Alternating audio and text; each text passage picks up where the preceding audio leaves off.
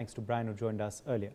Now, Defence Minister Rajnath Singh has expressed deep sorrow over the loss of lives in the Chamoli tunnel collapse at a hydroelectric project site in Uttarakhand. Rajnath Singh offered his condolences to the bereaved families and prayed for the speedy recovery of those injured. He's also expressed hope for the safe rescue of workers who remain trapped inside the tunnel.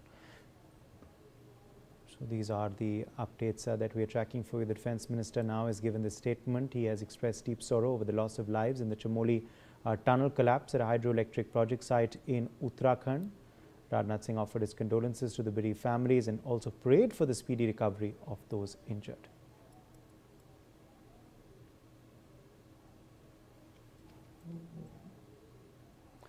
Well, meanwhile, more breaking developments also now that we are tracking on the broadcast. Rescue operations are continuing in Chamoli as teams search for 3 people still missing after the tunnel accident. NDRF Assistant Commandant Alok Jaira has said the situation remains unchanged, with NDRF teams carrying out rotational operations in coordination with SDRF, DDRF and ITBP. A nearly 900-meter stretch is filled with water and sludge, which makes the search extremely difficult.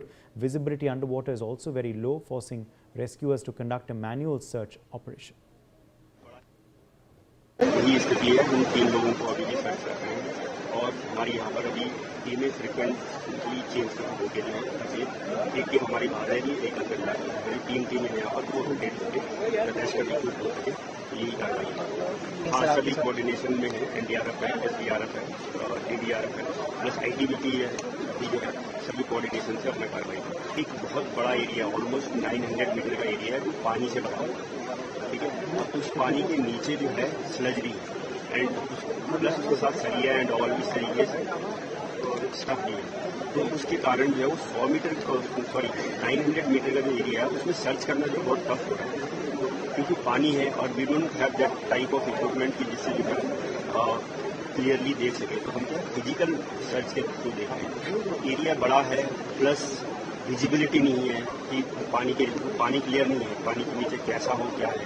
तो हम केवल जो है अपने physical. Shubham Kotnala joins us for more on this story. Shubham, what is the latest update that has been given regarding the rescue and relief operation on ground there in Chamoli?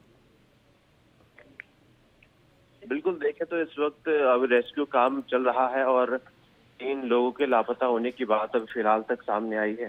सभी टीमें अपना rescue काम कर रही हैं और SDRF के तौर पर जो देखा जा रहा है कि करीब काफी हिस्सा अभी तक सर्च कर लिया गया है, क्योंकि इस दौरान वहां पर काफी पानी और पत्थर मलबा काफी मात्रा में है, तो उसमें कहीं ना कहीं और विजिबिलिटी भी काफी कम है अंधेरे में, तो इसके चलते कहीं ना कहीं रेस्क्यू में काफी दिक्कतें आ रही हैं। लेकिन फिलहाल अभी रेस्क्यू जारी है और उम्मीद है कि कुछ सफलता जो है शाम तक रेस्क्यू टीमों को मिल सकेगी। लेकिन मौसम कहीं ना कहीं एक चुनौती बन रखा है। अंदर जो हालात है, क्योंकि अभी भी लगातार वहां पर पानी भरा हुआ है और उसकी पानी में सर्चिंग के लिए काफी मशक्कत जो है रेस्क्यू टीमों को करनी पड़ रही है। फिलहाल अभी जो है रेस्क्यू के कार्य किए जा रहे हैं और जो 3 लोग लापता बताए गए हैं उनकी जो है फिलहाल तलाशी ली जा रही है। जी बिल्कुल, कुछ और इस वक्त जानकारी हमें मिल रही है, बने रही है। An injured worker has recalled these terrifying moments inside the Chamoli tunnel when the accident took place. He said there was a sudden rush of wind followed by water that quickly flooded the tunnel, leaving the workers with no way to escape. The worker said around 15 to 20 people were inside at the time. He himself suffered a fracture in his leg and is now undergoing treatment. मंजर तो बहुत भयानक था कि बार हवा आया, फिर पानी आया, फिर पानी सब तरफ टनल के अंदर भर गया। उसके बाद तो हम लोग को कुछ पता ही नहीं चला।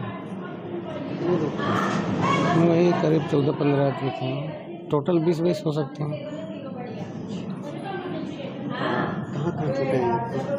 मेरे पैर में फ्रैक्चर हुआ है। घर बताया आपने? हाँ, घर में पता।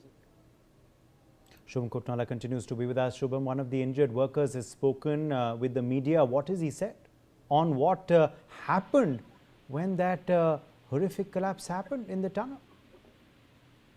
बिल्कुल देखिए, बीते दिन भी एक जो घायल व्यक्ति थे उनकी बात सामने आई थी और उनके द्वारा भी कहा गया था कि अचानक से एक धमाके की आवाज आती है, उसके बाद से काफी मात्रा में पानी और जो मलबा है वो नीचे आता है और कई लोग जो है पानी और मलबे की जद में आ गए हैं।